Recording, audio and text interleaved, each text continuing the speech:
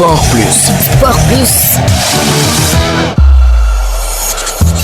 Bonjour et bienvenue dans votre rubrique sportive Sport Plus. Nous démarrons par la tournée nationale du trophée de la Coupe d'Afrique des Nations. Le voyage a démarré officiellement mardi à l'Assemblée nationale. La Dame Coupe a été présentée aux députés, aux autorités parlementaires et invités. Le président de l'Assemblée nationale, El Hadji Malick Ndiaye, a rendu un vibrant hommage à l'équipe nationale du Sénégal, célébrant une victoire porteuse d'unité, de fierté et de rayonnement international. Cette victoire nous livre aussi des enseignements précieux qui dépassent le cadre du sport. Devenir champion d'Afrique, ce n'est jamais le fruit du hasard. C'est une vision claire, une préparation rigoureuse, un collectif soudé, des choix stratégiques assumés et une discipline de chaque instant. Leur perspicacité, leur sérénité, leur sens tactique et leur parfaite coordination ont été à l'image de l'équipe sur le terrain. Concentrée, lucide et tournée vers l'essentiel, l'intérêt supérieur de la nation, pendant que dans les gradins, le peuple, lui, retenait son souffle. Une semaine après l'annonce des sanctions de la Confédération africaine de football liées aux incidents survenus lors de la finale de la CAN 2025,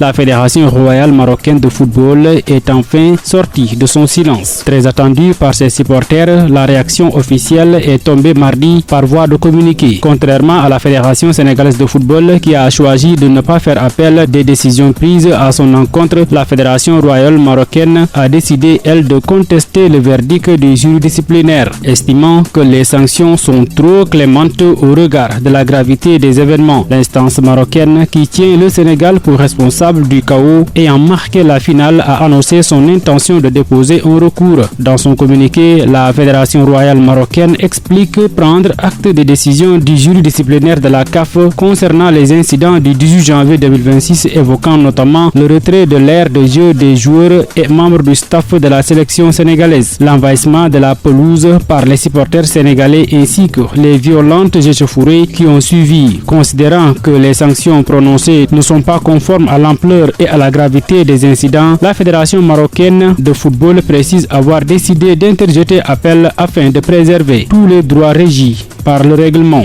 Mercato à présent, la piste menant à Manchester United se confirme pour Iliman Ndiaye. L'international sénégalais d'Everton figure parmi les joueurs les plus convoités à l'approche du mercato estival d'août 2026. Ses performances n'ont pas échappé aux recruteurs de Manchester United qui suivraient désormais son évolution avec une intention particulière selon plusieurs sources concordantes. Arrivé en Everton à l'été 2024 en provenance d'Olympique de Marseille pour environ 2 millions d'euros, Iliman Ndiaye a vu sa cote grimper en flèche en l'espace de quelques mois. D'après le média britannique Team Talk, les dirigeants des Toffees valoriseraient désormais l'ailier sénégalais à 75 millions de livres sterling, soit près de 56,7 milliards de francs CFA. Face à cet engouement, Everton réfléchirait déjà à une revalorisation contractuelle liée au club jusqu'en juin 2029. Iliman Ndiaye ne devrait pas quitter Liverpool dès le mercato hivernal, selon le journaliste Ben Jacobs. Restons toujours en Angleterre. Mamadou Sarr, venu étoffer le secteur défensif de Chelsea avec Wesley Fofana, Benoît Badiashile, Toussaint Adarabio et Trevor Chalobah. Le jeune défenseur central sénégalais portera le numéro 19 selon le média britannique Standard Sport. C'est donc le même numéro qu'il avait choisi lors de sa signature à Chelsea pour un contrat de 8 ans l'été dernier avant qu'il ne soit prêté dans la foulée au Racing Strasbourg. Si récemment des joueurs comme Jadon Sancho, Mason Mount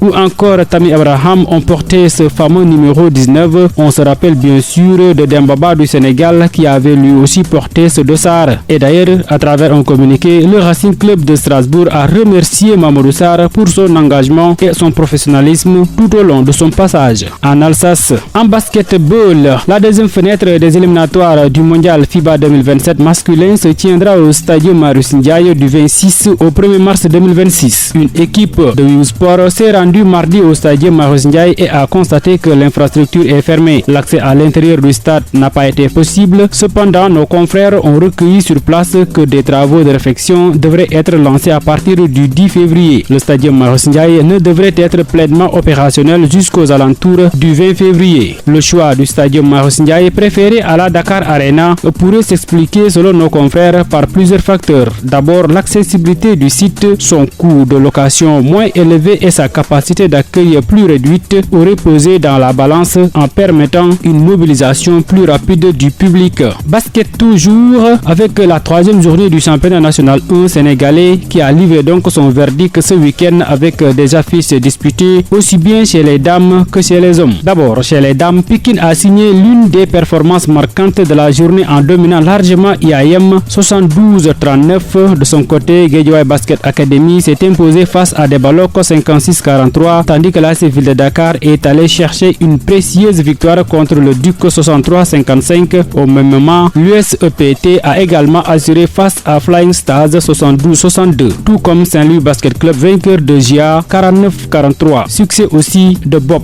contre Asuk 40-35 et de CMT de Ziguinchor face à l'UCAD SC 54-42. Mbour Basket Club a, pour sa part, pris le dessus sur le Giraffe 56-40. Du côté des hommes, l'AS Douane s'est largement imposé face à l'Université Assane Seck de Ziguinchor 71-47. UGB a dominé ISO 52-33, pendant que Port s'est offert Louga Basket Club 64-60 dans un match très serré. Rai Basket Club a arraché la victoire face à Mermoz 70-68, alors que Guédiawaye Basket Academy a pris le meilleur sur RSIF 87-73 et les militaires de l'ASFA se sont imposés de justesse contre GIA 69-68. L'AS Ville de Dakar a battu le Duc 67-56, tandis que Bop a confirmé sa suprématie sur Tivaouane Basket Club 87-73. C'est tout pour aujourd'hui dans Sport Plus. Merci de l'avoir suivi. Rendez-vous demain pour un autre numéro.